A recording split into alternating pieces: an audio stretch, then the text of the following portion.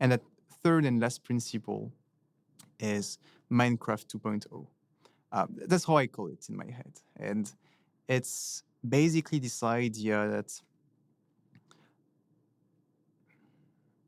one very powerful thing about Minecraft was that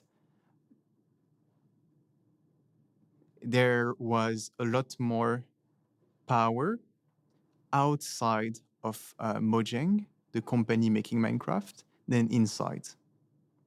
Inside the company, they're just creating this thing called Minecraft. But outside of it, you have millions of kids building servers, building mods, building texture packs, making videos on YouTube, making billions of views on YouTube. This is the most successful marketing campaign ever. And Mojang didn't do anything about it. It's all happening outside of the company.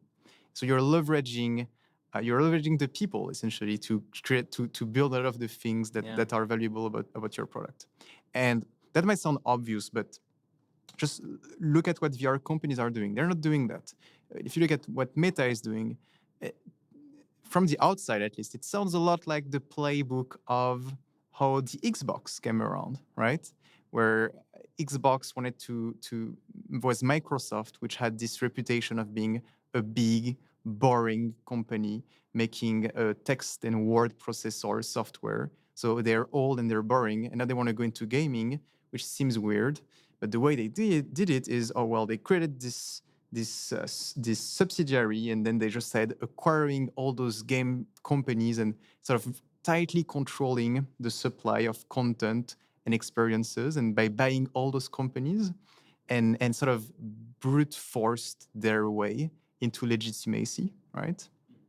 And you can sort of feel that Meta is doing something very similar, where they are this big and boring company, and only your grandparents are on Facebook. But they bought this company called Oculus, and now they're buying all those game studios. And most of the hits on the Oculus are games that are built by studios owned by Meta, and they're trying to brute force their way into relevancy, right? Top down. Exactly. So the power is within the company. If Mark Zuckerberg makes a mistake, it can widely affect the VR ecosystem and Meta's VR ecosystem and their games and their experiences. In the case of Minecraft, if Mojang made a big mistake, it's probably not that big of a deal, because most of the energy around it, most of the hype, most of the content, most of everything is actually happening outside of the company. Interesting. So what's missing? Why is Meta going for this side? Why are Because they? you can control it. Ah. If it, you cannot manufacture a success like Minecraft. You cannot wake up one day and say, "Oh, I'm going to build a game, and millions of kids are going to be creating content for it and making YouTube videos about it." You can have infinite amount of money. You cannot wake up and decide to do that. No, but you can set in place some pillars for that to happen. Okay, you can set some pillars in place, and that's risky. And is it really going to work? And what are the investors going to say? And will the employees get excited about this? And in the beginning, it's going to be painful. In the beginning, there's going to be 10 guys using our Minecraft 2.0, and we're going to look like idiots because we're putting all of this time and effort into it, and no one is using it. So we'll look like idiots for 10 years, and everyone will make fun of us. Or we buy our way into relevancy because we have this huge pile of money, and we buy game studios, and we go into this strategy where it sounds like it's pretty obviously going to work, right?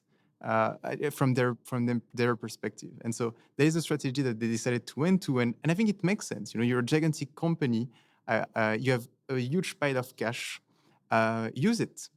And also this strategy of trying to build like a new Minecraft, if you do that, you're trying to compete with everyone, because you don't need lots of money to try to build a new Minecraft. You just need to be really, really good at it.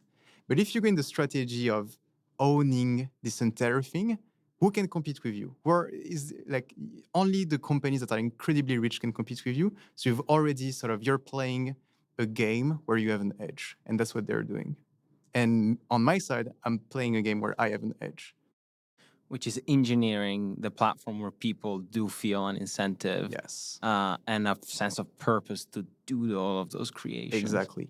And I don't care if I have only 10 people using it for a long while and we look like idiots and no one understands what we're trying to build. Because I've done it before. My first VR headset, no one understood VR. No one understood why you would want to build your own VR headset from scratch.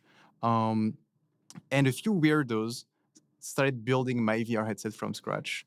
And those weirdos attracted other weirdos, and we were all a bunch of weirdos being happy all together. And then we ended up being thousands of people building my VR headset and actually soldering the components ourselves.